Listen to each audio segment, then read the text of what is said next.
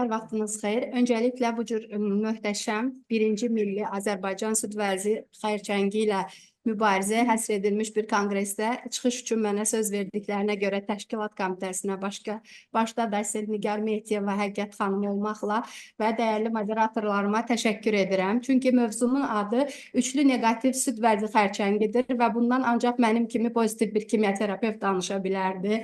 Onkoloqların qarşısına xəstə gəldiyi zaman hər birimiz, yəni bütün multidisiplinar müalicə planında bir xəstə kimyaterapevtə gəlirsə, bu artıq gecikmiş və yaxud müəyyən dərəcədə irəli mərhələdir. Onlar bizi sevmədiyi kimi xəstələr, biz də üçlü negativ şişləri təəssüf ki, sevmirik. Xoşbəxtlikdən bu yalnız 15% halda, yəni 10 ilə 20 arasında populyasiyada rast gəlinir və terminin ifadəsi olaraq üçlü negativ süd vəzi xərçəngi hormon reseptorları negativ, İnsan epidermal growth faktor 2, yəni hər iki reseptoru ya negativ və yaxud 1-2 pozitiv fiş testlə negativ olduğu hallarda biz buna üçlü negativ süd vəzi xərçəngi deyirik. Təbii ki, burada hər iki 1 və 2 pozitiv halda mən müalicədə danışacağım. Yeni bir termin olaraq HER-low statusu əldə edib və müalicədə yeniliklər var. Üçlü negativin aqressivliyi və yaxud da ki, sevimsiz xəstəlik olma səbəbi xərçəngin müalicəsində əlimizdə tam bir targetin, hədəfin olmamasına bağlıdır. Yoxsa ki, alt tip olaraq, yəni süd vəzi xərçənginin bir növüdür. Burada ikinci bir mənfi amil, bu daha çox interval süd vəzi xərçəngi qarşımıza rast gəlir. Bildiyimiz kimi skrining müayinəsində 2 mamografiya arasında periyodda ən çox yaranan xərçəng növü məhz elə üçlü negativ süd vəzi xərçəngidir. Bu bizim üçün əlavə bir diaqnostikada gecikməyə səbəb olan amildir. Daha çox yerli yayılmış mərhələdə əksər hallarda aksilla pozitiv şəklində qarşımıza gəlir xəstələr. Bu xəstələrdə uzaq metastazlarını daha çox görürük və belə bir paradoksal var ki, kimyaterapevtin də üzünü ən çox güldürən xəstəlik növüdür. Çünki kimyaterapiya çox ciddi həssaslığı var, amma buna baxmayaraq belə deyək də ümumi sağ qalım səviyyəsi daha aşağı olan xəstəlik növüdür. Bu süd vəzi xərçənginə diaqnozu qoyduğumuz xəstələrə həmişə deyirik, ilk 2-3 ili metastazsız keçirə bilsəz, sonraki dövrdə hətta hormon pozitiv qədər yaxşı bir gedişə nail ola bilirik. Buradakı ilk 2-3 il metastazsız keçmə dönəmi çox önəmlidir. Bu qrafikdə onu göstərir ki, yerli yayılmış hallarda 5 illik yaşam müddəti 91% əldə edilə bilirsə, uzaq metastazı olan xəstələrdə 12% cəmi 5 illik yaşam müddəti görə bilirik. Üçlü negativ süd vəzi xərçəngi digər süd vəzi xəstələri kimi qadın olmaq birinci riskdirsə, BRCA gen mutasiyası olmaq digər bir riskdir. Çünki bütün üçlü negativ süd vəzi xərçənginin 20%-i məhz bu mutasiya daşıyıcılarında rast gəlir. Afro-Amerikan deyilən irqdə daha çox bu xəstələr rast gəlinir. Premenopauzal qadınlarda, xüsusilə 40 yaşdan aşağı gənc xanımlarda daha çox diaqnostika edilir. Az öncə kolleqamın təqdim etdiyi kimi hamilələrdə, yəni gənc yaşlı xanımlarda da diaqnostika edilmiş şişlərin əksəriyyəti məhz üçlü negativ süd vəzi xərçəngidir. Xüsusilə gənc yaşda hamiləlik və çəki yüksəkliyinin obezitə, yüksək kiloluluq səviyyəsi də digər bir üçlü negativ süd vəzi xərçəngini rast gəlmə tezliyini artıran amil kimi qarşımıza çıxır. Üçlü negativ süd vəzi xərçəngində təbii ki, uzaq metastaz xəstəliyin residiv riski çox yüksəkdir. Az öncə dediyim kimi, burada sxematik olaraq təsviri görürsünüz. Erkən mərhələdə 2-3 ildə ən yüksək pikinə rast gəlir. Sonra get-gedə həmin xətt enərək artıq təqribən 5-ci ildən sonra hətta müqayisədə burada verilmiş digər əyri hormon pozitiv xəstələrdir. Ondan belə daha yaxşı gedişatı izlənir. Üçlü negativ süd vəzi xərçəngindən danışarkən çox vaxt bazal-like terminini işlədirik. Yəni, bu molekulyar subtipinə uyğundur. Amma bu o demək deyil ki, bütün üçlü negativ süd vəzi xərçəngləri məhz bazal-like molekulyar subtipindədir. Yəni, bunların böyük əksəriyyəti bu qrup olmaqla bərabər patologlarımız bizə buradan daha fərqli immunaktiv luminal androgen reseptoru olan və yaxud mezenximal şiş qruplarını da verə bilirlər ki, bunlar da daha aqressiv gedişli, üçlü neqativ süd vəzi xərçəngini ehtiva edir. Burada ümumiyyətlə bu slaydı mən çox sevirəm. Süd vəzi xərçəngi ilə müalicə haqqında danışanda burada hansı hallarda seçə biləcəyimiz ardıcıllığı çox yaxşı şəkildə göstərir. Bizə lazım olan üçlü neqativə diqqət edərsək, orada şişin ölçüsünə görə neoadjuvant müalicəyə göstəriş olub-olmamağı və şiş yükünə görə əlavə müalicələrin əlavə edilməsi haqqındadır. İndi bunu ayrıca keçərək danışacağım. Bizim qarşımıza üçlü neqativ bir süd vəzi xərçəngi gəldiyi zaman cərrahlarla ən böyük, belə deyək də, müzakirəmiz ondan ibarət olur ki, neoadjuvant müalicə yoxsa yox. Son illərin bütün faz 3 çalışmaları və ümumiyyətlə sağ qalımı təsvir edən bütün nəticələr onu göstərir ki, əgər şişin ölçüsü 5 mm-dən yuxarıdırsa, burada neoadjuvant müalicənin faydası çox yüksəkdir. Bir mənalı şəkildə isə 2 sm-in üzərində olan bütün triple negativ şişlər nod negativ olduğu halda belə neoadjuvant müalicə almalıdır. Nod pozitiv xəstələr ümumiyyətlə bir mənalı şəkildə neoadjuvant dərman müalicəsi namizədləri hesab edilir. Ortada qalan mübahisəli bir qrup var ki, 5 mm və üzərində olan, bəzən bizə onlar da cərrahi əməliyyat olub gəlir. Bu halda isə biz adjuvant müalicə haqqında danışırıq. Bu 5 mm-in altında olan xəstələrin cərrahi əməliyyata birbaşa yönləndirilmə haqqı var və bunu biz çox dəqiq radioloji müayinə ilə yalnız 5 mm-in altında həm təsbit edib, biopsiya alıb təsdiq edə bilirik.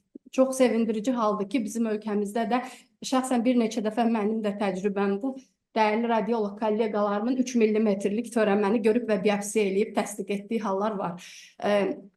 Burada neoadjuvant və adjuvant müalicə haqqında danışarkən nəyə görə bu qədər mübahisə edirik? Çünki cərrahi əməliyyatdan öncə, yəni texniki olaraq 2 santimlik bir şiş bütün cərrahların rahatlıqla əməliyyat edə biləcəyi bir törəmədir.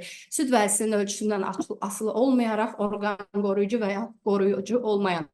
Amma patahistoloji olaraq tam cavab almış xəstələrin üçlü neqativ süd vəzi xərçəngində sonraki müalicəsi çox kəskin dəyişir. Yəni cərrah üçün heç bir şey dəyişmir, əməliyyatını edir, kimyoterapevt üçün heç bir şey dəyişmir, müalicəsini verir, amma xəstə üçün bu çox önəmlidir. Cərrahi əməliyyatdan öncə kimyəvi dərman müalicəsinə göstərişi olmuş üçlü neqativ süd vəzi xərçəngi diaqnozu alan qadınlarda əməliyyatdan sonra qalıq şiş aşkar edilərsə, əlavə müalicələrlə onların sağ qalımına faydamız olur. Məhz cərrahlardan xahişimiz xəstələrə də, bizə də bu fayda qismini atlamamaq üçün mütləq multidisiplinar komanda şəklində bu xəstələr müzakirə edilsin. Yəni gördüyünüz kimi 5 illik tam cavab alınmış xəstələrlə rezidual xəstəliyi qalmış şəxslər arasındakı 5 illik event-free survival dediyimiz bir skorun 90%-ə nisbətdə 57% qədər aşağı düşməsi olur ki, biz də bunu ancaq əməliyyatdan öncəki neoadjuvant kimyoterapiya ilə dəyərləndirə bilərik.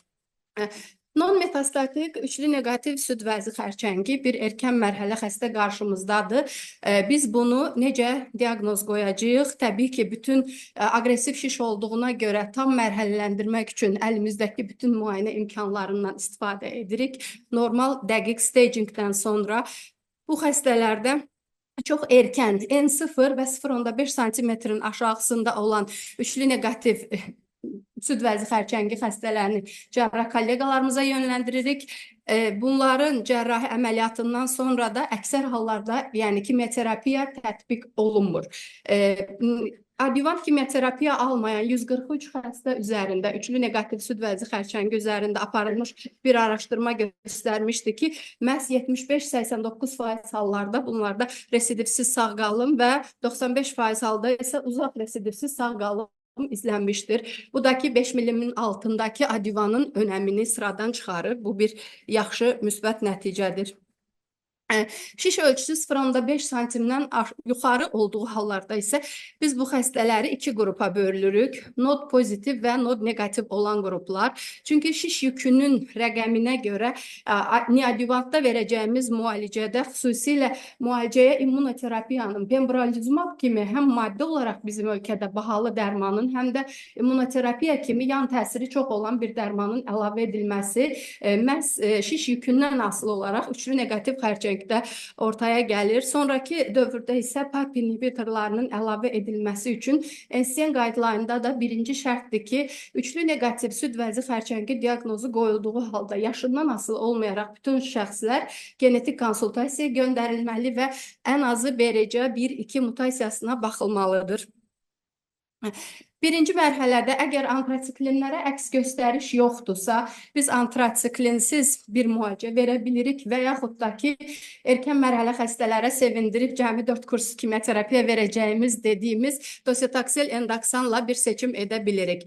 İkinci və üçüncü mərhələ xəstələrdə yenə də antrasiklinə bir əks göstəriş yoxdursa, antrasiklinli müalicə seçirik. Antrasiklinə əks göstəriş varsa isə dositaksel karboplatin 3 həftədə bir və yaxud paklitaksel karboplatin həftəlik rejimdə müalicə edirik. İkinci, üçüncü mərhələ xəstələrdə əlavə olaraq müalicəyə yeni bir termin karboplatini əlavə etdik. Karboplatinin əlavə edilməsi ümumiyyətlə platin törəmələri patoloji tam cavabı artırmaqla bu müalicədə bizim əlimizi gücləndirən bir amildir və qoltuq altı aksilla pozitiv xəstələrdə isə və T3 xəstələrdə isə müalicəyə immunoterapiya Keytruda, pembrolizumab molekulu əlavə edilərək daha uğurlu bir kombinasiya etmiş oluruq.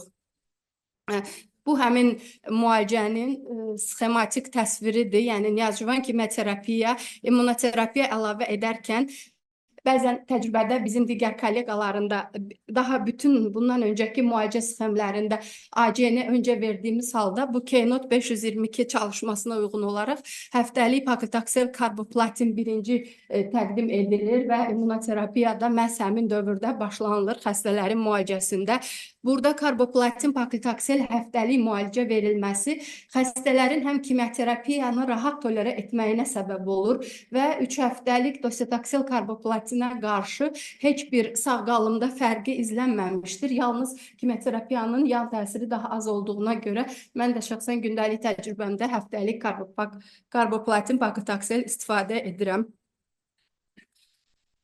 Bu slaydın son hissəsi adjuvant fazada təbii ki, neoadjuvanda immunoterapiya, kimyoterapiya almış bir xəstədə tam patoloji cavab alsa belə immunoterapiyanın 1 ilə tamamlanması mütləq tövsiyələr içərisindədir. Əgər tam cavab alınmayan xəstə qrupunda isə